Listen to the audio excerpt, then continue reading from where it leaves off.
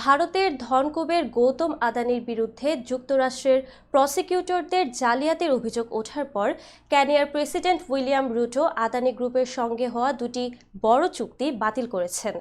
শুক্রবার কেনিয়ার সংসদে প্রেসিডেন্ট রুটো বলেন, দুর্নীতির সুনির্দিষ্ট প্রমাণ পাওয়া গেলে কঠোর পদক্ষেপ নিতে তিনি পিছপা হবেন না।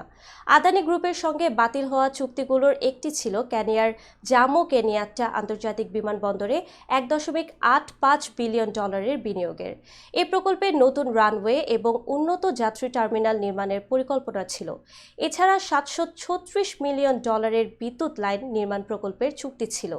চুক্তিগুলোর বিরোধিতা করে সেপ্টেম্বর মাসে বিমানবন্দর কর্মীরা ধর্মঘট করেন। তাদের দাবি ছিল এ চুক্তি চাকরি হারানোর কারণ হতে পারে।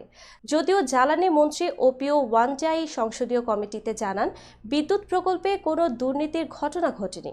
গত বছর হিন্ডেনবার্গ রিসার্চ আদানি গ্রুপের বিরুদ্ধে কর্পোরেট ইতিহাসের অন্যতম বড় ধোঁকাবাজির অভিযোগ তোলে। এতে আদানির মালিকানাধীন কোম্পানির শেয়ারের দাম পড়ে যায় এবং গৌতম আদানির ব্যক্তিগত সম্পদ থেকে $2500 কোটি উধাও হয়ে যায়। কেনিয়ার সরকার এখন বাতিল হওয়া প্রকল্পগুলোর জন্য নতুন অংশীদার খুঁজতে কাজ করছে। প্রেসিডেন্ট রুটো দুর্নীতির বিরুদ্ধে তার অবস্থান আরও শক্তিশালী করার অঙ্গীকার করেছেন।